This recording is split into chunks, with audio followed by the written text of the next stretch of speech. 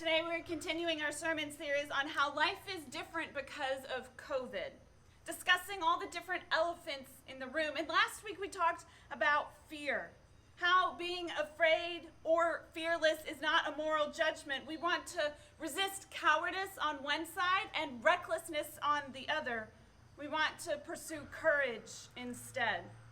And this week we want to discuss an elephant that is always in the room, but COVID has certainly flipped a spotlight and really illuminated it. Do you remember that time when this woman came to Jesus just before he's betrayed and arrested, and he was having dinner with some friends, and she came to him and she poured a bottle of perfume over his feet, and then she washed it with her hair. And one of Jesus' disciples rebuked her and he said, "Don't you know we could have sold that bottle of perfume and given the money to the poor?" And Jesus rebukes that disciple. He says, "The woman was preparing me for my burial." And then he says, "The poor you will always have with you, but you won't always have me." Poor. It means deficit. You can have all kinds of poor things. That poor sleep schedule might be why you're so tired. But poverty doesn't always point so simply. A poor diet could be why you're tired. You can have a poor understanding, poor leadership, poor organizational skills. Poor traction is why your wheels are always spinning, but you're not actually going anywhere. And you can have poor people. People who live with the deficit of resources. Jesus says, "Don't you know what the Bible says? The poor you will always have with you, but you won't always have me." Strange.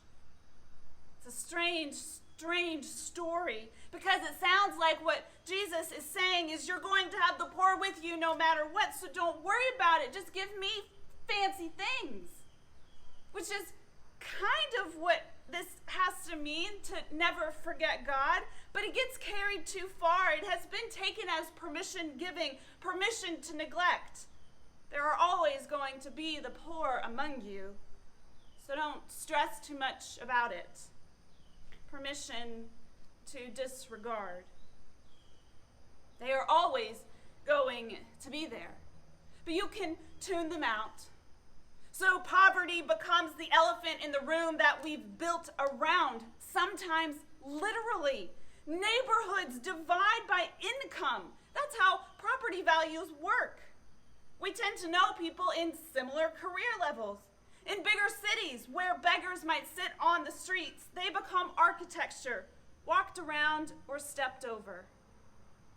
Poverty is the elephant that is always with us, and the one everyone wants to forget. If you're poor, you don't really want to think about that. In fact, if you're poor, poverty is not the elephant in the room, it is the room in which you live. And if you're not poor, you don't want to think too much about poverty either, because it's complicated and messy and hard to know what to do. But we need to talk about it. We need to, because it's real and because God talked about it and because Jesus did too. Life is stacked against those in poverty. Less money tends to mean more cramped living. You'll have more people working retail and other jobs that are considered essential. People who can't take off work to pay the bills. Those factors, they start stacking. And in a pandemic, the result is higher and sometimes much higher rates of infection among the poor, which wouldn't be so bad, except poverty also correlates to inferior health conditions, including heart disease and lung conditions, all of which are compounding factors that we keep hearing that make COVID even more dangerous. So poverty correlating to inferior health care options is just icing on the cake. And beyond the health impacts, lower income also increased the likelihood of job loss. I saw that 40% of Americans making less than $40,000 a year lost their jobs in March. 40%. It's a pretty scary number. And those who were already struggling most are exactly those who have been most affected by COVID, which isn't new. COVID reveals this truth, but it's always been true. Poverty is a deficit of resource that results in a reduction of opportunities. And that reduction of opportunities tends to result in impoverished outcomes, which brings you all the way back to the start. The kid who needs the most intervention at school is the least likely to get it. And the person who needs a friend is the least likely to have one. And the person who can least afford to miss work tends to have the least stable job. So while a child in poverty is working to memorize those multiplication tables, she's more likely to be dealing with a disruptive home environment, working without an adult present to help, more likely to be managing high levels of stress, which, by the way, shuts down the brain completely, so her disrupted studying doesn't matter anyway. And that whole mess is why a middle-class child is likely to get 3 positive interactions from their parents for each negative one. And a child in poverty is likely to get twice as many negative engagements for each positive. Stop. You can't. I won't. Don't you? Until those kids begin to believe they can't. So they don't, and they won't, and they stop, and the cycle begins again. And into this mess, Jesus says, you will always have the poor among you. But it wasn't Jesus who said that first. He's quoting this scriptural text from Deuteronomy, from this section on the Sabbath year, a command from God so inconvenient there is no historical record that Israel ever even attempted it. So hear now a reading from Deuteronomy 15, verses 1 through 11. At the end of every 7 years, you must cancel debts. This is how it is to be done. Every creditor shall cancel any loan they have made to a fellow Israelite. They shall not require payment from anyone among their own people, because the Lord's time for canceling debts has been proclaimed. You may require payment from a foreigner, but you must cancel any debt your fellow Israelite owes you. However, there need be no poor among you, for in the land the Lord your God is giving you to possess as your inheritance, he will richly bless you, if only you fully obey the Lord your God and are careful to follow all these commands I am giving you today. For the Lord your God will bless you as he has promised, and you will lend to many nations, but will borrow from none. You will rule over many nations, but none will rule over you. If anyone is poor among your fellow Israelites in any of the towns of the land the Lord your God is giving you, do not be hard-hearted or tight-fisted toward them. Rather, be open-handed and freely lend to them whatever they need. Be careful not to harbor this wicked thought. The 7th year, the year for canceling debts, is near, so that you do not show ill will toward the needy among your fellow Israelites and give them nothing. They may then appeal to the Lord against you, and you will be found guilty of sin. Give generously to them, and do so without a grudging heart. Then because of this, the Lord your God will bless you in all your work and in everything you put your hand to. There will always be poor people in the land. Therefore, I command you to be open-handed toward your fellow Israelites who are poor and needy in the land. This is the word of God for us, the people of God. Thanks be to God. Every 7 years, cancel all debts. Now, hopefully, if you're a banker, you're not going to pause the sermon here and stop listening. But let's start with what is not being said here. We all know that poverty is this multifaceted elephant in the room. God says, and Jesus repeats, there will always be the poor among you. We know that's not just because of bad luck. The Bible says again and again and again that laziness leads to poverty and foolishness leads to poverty and wickedness leads to poverty. People do cause their own poverty, which is maybe why the Bible doesn't condemn a wealth disparity. It doesn't say that it's wrong for some to have more and some to have less. This sermon is not drifting into a socialist manifesto where we begin garnishing your paychecks. In God's Israel, there are wealthy kings and there are those working just to get by. This passage doesn't actually condemn that. But it does draw a line, a limit on the consequence of poverty. When Jesus said there will always be the poor in the land, if we just hear that, if we don't know what he knows, which is where this verse comes from, then we will misunderstand his point. We might think that Jesus is saying it's the poor's own fault, so let them be poor. The verse from the Bible he very intentionally quotes. The next line is, therefore I command you to be open-handed with your fellow Israelites who are poor and needy in the land. There will always be poor. Sometimes it will be their own fault, sometimes it won't. But God wants to limit the damage of poverty. People should work hard. People should earn their keep. People should contribute as much as they are able. It's why the Bible's response to people starving is to let them come and harvest, to harvest for free, to create a job for them. They work and are guaranteed food. Because what does it do to us if we let someone starve for being lazy? They might have earned nothing, but they're still God's beloved.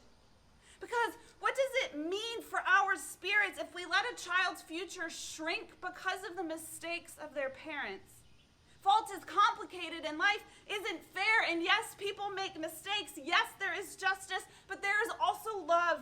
And as God's family, our role in the family is we take care of ours. So be open-handed and not tight-fisted. And God gives the Israelites this crazy command. Forgive all debts every 7 years. It's a radical command, but if you look closely, even that command has limits around it. First, look at who God commands. Israel is commanded to forgive debts. This isn't like the command of no murder, which applies to everybody in every nation in the whole world. This is a command just for Israel. So why does God command this just for God's people? It's because God promises to provide for them. Undergirding this command of canceling the debts, undergirding it is this promise. However, there need be no poor people among you, for in the land the Lord your God is giving you to possess as your inheritance, he will richly bless you. God asks us to give more because God promises to give more. And the second way this command is limited is that it's a command to forgive the debts of all Israelites. There are laws that God sets up that apply to the foreigner and to the stranger, laws that extend to them. But this one, the forgiveness of debts, is something for God's people. Why the limit? Forgiving what we owe to each other is a communal recognition of what we collectively owe to God. The debt you forgive me, or the debt that I forgive you, is swallowed up in the debt that we collectively owe to God. God sets us free, and God liberates us from sin, and he gives us a new chance at new life. So every 7 years, God commands us to do the same thing, to set each other free. Every 7 years, Israel was supposed to interrupt the cycle of poverty, interrupt the cycle of debt, to set people free. To set people free. Now, what's to stop the poor person or the rich person from turning around that day and making some bad choices and ending up right back where they started, or even worse? Not a thing. But that's not the point. It's a chance, a reset. Life happens, people get sick and crops fail, pandemics strike, and still every 7 years God commands a reset. Give them enough room to escape poverty's gravity, and if they get out, if they elevate their life, that's good for everyone. Every 7 years they're at least given a chance. Every 7 years. Israel was to extend to their neighbor the same grace and mercy and generosity that God extends to them. But so what? I'm sure that's really the question you're asking. What does this mean for us? We aren't in Israel, and this is not Old Testament anymore. We don't live under the Old Testament law, and the bankers can release the breath that they've been holding. Our job is not to rigidly keep these laws, it's to live them out toward fulfillment. So what? I'm sure all of you know about the cycle of poverty. You know how incredibly hard it is to break. So what does this mean for us? You see, the 7th year was built as a reset button for the Israelites. But we no longer have a prescribed 7th year to cancel all debts. Now, in the New Testament understanding, now we are to be that 7th year for each other. We are called to live out the 7th year, the Sabbath year, by setting people free. We are the reset button sent out into the world. You will always have the poor among you. It's the elephant in the room. In schools, the poorest children will be returning this fall the furthest behind. With some studies showing the average child will be 7 months behind, how far is that girl who was trying to memorize multiplication tables without an adult, with a disruptive home, with a stressful life? How far? 10 months? 2 years? How far? It's into this very complicated and multifaceted elephant that we are reminded that we are to be the reset button for the poor among us.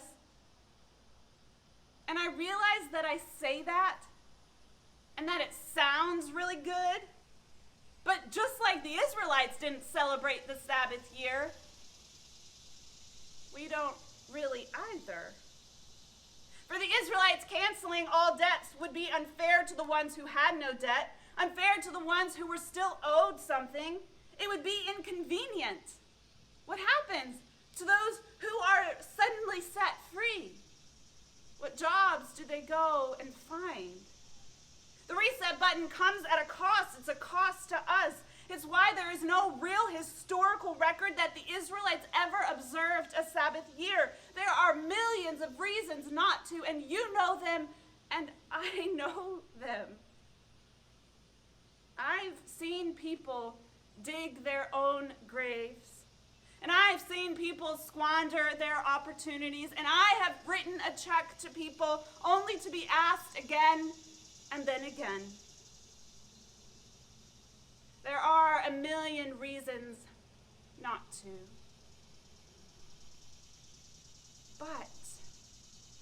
But what happens if we do? What happens if we work to reset the lives of the poor among us? We all know that poverty tends to replicate. It's a cycle, and what's amazing is that God gives us a way to break the cycle. God gives us a way to stop it. God gave the Israelites a reset button, and he gives us one too. We are the reset button. Which means we step into the lives of those who need a friend, of those who need a connection, even of those who need a check. We step into the lives of children who need help doing multiplication facts, and we step into the lives of teenagers who've grown up in child welfare programs, moving from one foster home to the next. It will not be convenient. It will require time and energy and effort and money, and it won't even be fair. But if we choose not to be the reset button, then who will? Who will? I don't know how this practically plays out for us. I really don't know, but if we leave with some of these nagging questions, what can we do to break the cycle? How can we be the seventh year? How can we be the reset button? Then at least we're leaving with the right question. Because if we choose not to be the reset button, then who will?